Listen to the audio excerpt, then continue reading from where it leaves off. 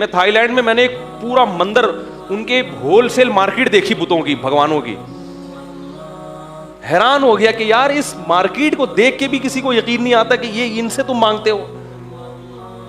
وہ بڑے ایک بت ہے, ایک چھوٹا ہول سیل مارکیٹ تھی, وہاں مناسب ریٹ پہ آپ خرید کے 50 روپے مہنگا کر کے بیچ دیں. ہے بھائی, یہ تو ایسا ہی ہو گیا, ابا آپ نے گروی رکھوا دیا کہیں دکان پہ, ٹھیک ہے, اور قرضہ لے لیا یا اس سے راشن ڈلوا لیا. ابا کی اس سے بڑی توہین کوئی ہوگی؟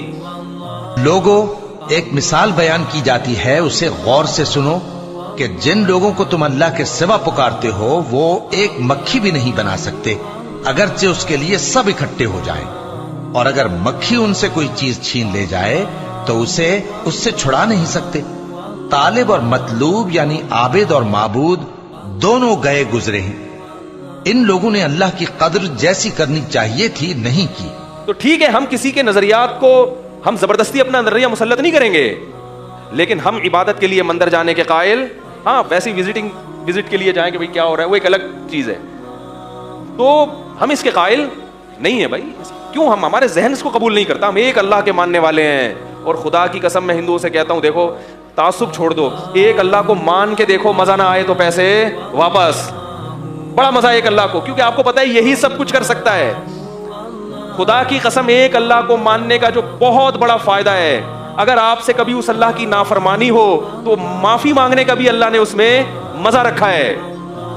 ہم ایک اللہ کو مانتے ہیں تو ٹینشن یہ ہے نا کہ پھر اس کی ساری باتیں ماننی پڑیں گی, بڑی چوڑے میں آ جائیں گے بھائی, یہ مسئلہ ہوتا ہے نا بھائی. اسلام کو فالو کرنے میں غیر مسلم کو سب سے بڑی ٹینشن یہ ہوتی ہے کہ اسلام کو فالو کرو تو اتنے سارے احکامات ہیں اس میں, تو بھائی اس میں تو یہ بھی ہے, اس میں تو یہ بھی ہے, اس میں تو یہ بھی ہے. ٹھیک ہے بھائی, اسلام میں بہت سارے احکامات ہیں, لیکن اگر ان احکام کو آپ نے توڑ دیا تو معافی کا آپشن بھی اسلام نے دیا ہے. اور وہ کس سے مانگنی ہے معافی؟ وہ کسی مخلوق سے نہیں, وہ اسی اللہ سے جس کی نافرمانی کر کے آپ نے اس کو ناراض کیا ہے, اسی کے سامنے سر جھکاؤ. کسی کو بتانے کی ضرورت نہیں ہے. توحید, عقیدہ توحید اللہ کی بہت بڑی نعمت ہے جو اللہ نے کس کو دی ہے؟ اہل اسلام کو دی ہے. یہ اہل اسلام کے علاوہ کسی کے پاس یہ نعمت نہیں ہے. اللہ نے قرآن میں کیا فرمایا؟ ضرب اللہ مثلا رجلا فیہ شرکاء متشاکسون ورجلا سلما لرجل هل یستویان مثلا. کیا خوبصورت مثال ہے. فرمایا بتاؤ, ایک آدمی کا ایک آقا ہو, ایک آدمی کے سینکڑوں آقا ہیں, اس کو بھی خوش کرے گا. ایک غلام ہے جس کے کئی بھگوان ہیں, کئی آقا ہیں, اس کو پتا ہے اس آقا کو بھی خوش کرنا ہے, اس کو بھی خوش کرنا ہے, اس کو بھی خوش کرنا ہے, اس کو بھی خوش کرنا ہے. اور وہ متشاکسون, آپس میں پھڈے باز بھی ہیں, پھڈے باز بھی ہیں. اس کو خوش کرو گے تو وہ کیا ہو رہا ہے؟ ناراض. اس کو خوش کرو گے تو وہ ناراض. اللہ فرماتے ہیں یہ زیادہ سکون میں ہے. ورجلا سلما لرجل, یا جس کا صرف ایک مولا ہو, ایک آقا ہو, ایک آقا ہو. کون سکون میں ہوگا؟ ہمیں پتا ہے ہمارا اصل صرف اللہ ہے, باقی دنیا گئی کہاں؟ دل لے لے. کیا ایک ٹریک پہ چلتا ہے انسان.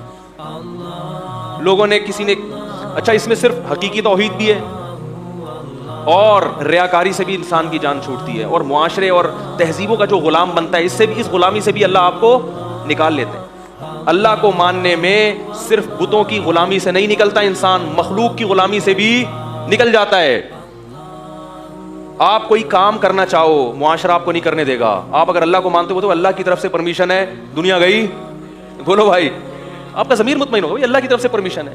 مثال تو آپ سمجھ گئے ہوں گے, دینے کی ضرورت نہیں ہے. کیا خیال ہے؟ کوئی بھی کام کرنا چاہو, اپنا حق لینا چاہو وراثت میں. خواتین کے فون آتے ہیں, میری وراثت 50 لاکھ بنتی ہے, میرے بھائی نے کیا کیا ہوا ہے, ساری وراثت پہ قبضہ کیا ہوا ہے, میری وراثت نہیں دے رہا. اب میں مانگوں تو مجھے شرم آتی ہے. میں نے کہا شرم آنے کی ضرورت نہیں ہے, کیونکہ اللہ نے قرآن میں صاف لفظوں میں بہن کا حصہ بتا دیا. جب اللہ نے بتا دیا تو یہ گاڈ گفٹڈ ہے نا بھائی. اللہ تمہیں کوئی تحفہ دے رہا ہے تو شرم تو اس کو آنی چاہیے جو کمبخت تمہاری وراثت دبا کے بیٹھا ہوا ہے. اب یہ چیز عورت میں کانفیڈنس پیدا کر دے گی اگر اس کو قرآن کا علم ہوگا. وہ کہے گی میرا بھائی کتنا نیک ہو, کتنا اچھا ہو, جب اللہ نے مجھے دیا ہے تو کسی کا باپ بھی. بولو بھائی, اپنا حق دینے میں بھی, لینے میں بھی کانفیڈنس, اور حق دینے میں بھی انسان مطمئن. کیونکہ دینے میں بھی بعض دفعہ انسان کنفیوز ہوتا ہے, پتہ نہیں اس کا حصہ بنتا بھی ہے کہ نہیں بنتا.